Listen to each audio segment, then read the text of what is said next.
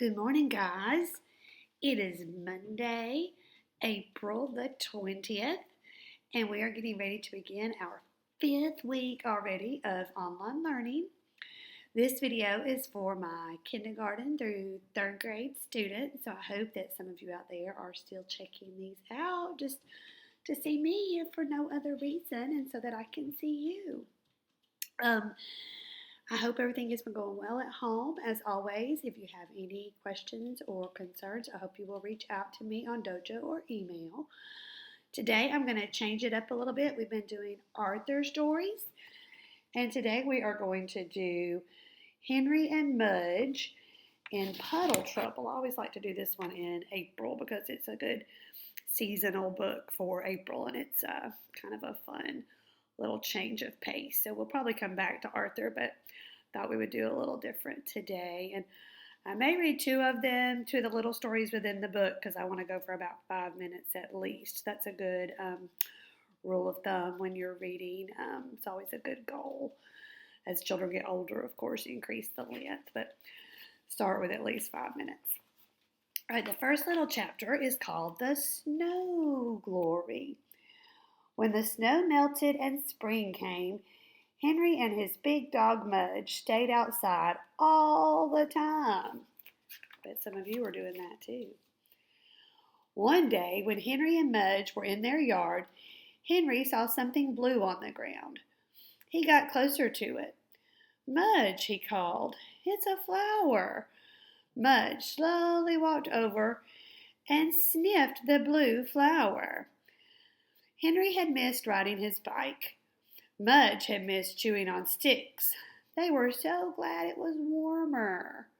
In our case, we're glad it's warmer and drier. Then he sneezed all over Henry. "Aw, Mudge," Henry said. Later, Henry's mother told him that the flower was called a snow glory.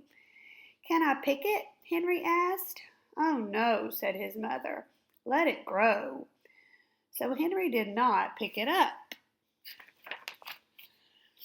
Every day he saw the snow glory in the yard, blue and looking so pretty.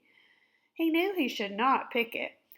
He was trying not to pick it, but he thought how nice it would look in a jar. He thought how nice to bring it inside. He thought how nice it would be to own that snow glory. Every day he stood with Mudge and looked at the flower. Mudge would stick his nose into the grass all around the snow glory, but he never looked at it the way Henry did. "Don't you think the snow glory has been growing long enough?" Henry would ask his mother. "Let it grow, Henry," she would say. Oh, Henry wanted that snow glory, and one day he just knew he had to have it. So he took Mudge by the collar and he stood beside the snow glory. "I'm going to pick it," Henry whispered to Mudge. "I've let it grow a long time." Henry bent his head and he said in Mudge's ear, "Now I need it." And Mudge wagged his tail, licked Henry's face, then put his big mouth right over that snow glory, and he ate it. "No, Mudge," Henry said, but too late. There was a blue flower in Mudge's belly. "I said need it, not eat it," shouted Henry. He was so mad because Mudge took his flower. It was Henry's flower and Mudge ate it. And Henry almost said, "Bad dog," but he stopped. He looked at Mudge, who looked back at him with soft brown eyes and a flower in his belly. Henry knew it wasn't his snow glory. He knew it wasn't anybody's snow glory, just a thing to let grow. And if someone ate it, it was just a thing to let go. Henry stopped feeling mad. "Next time, Mudge," he said, "try to listen better." Mudge wagged his tail and licked his lips. One blue petal fell from his mouth into Henry's hand. Henry smiled, put it in his pocket, and they went inside. The end. So he had to forgive Mudge for eating the flower that he wanted.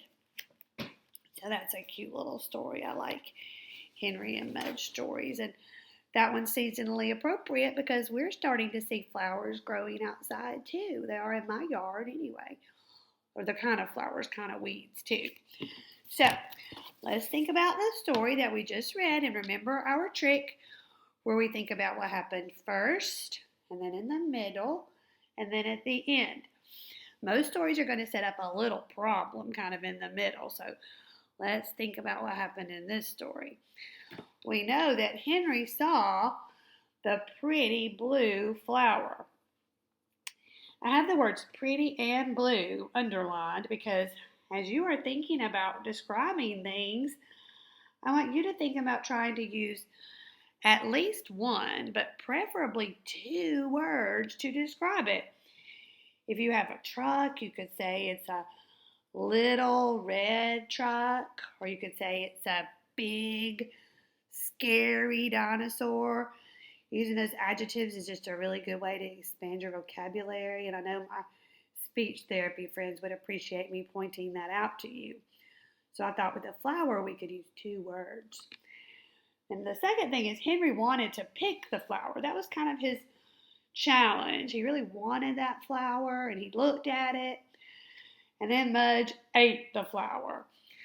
So that is what happened kind of at the end. And in this particular case, we could even say a fourth sentence, which is that Henry had to forgive Mudge because he got mad when Mudge ate the flower. But I just went with these as my top three ideas. So we are going to, as always, take sentence number 1 this time.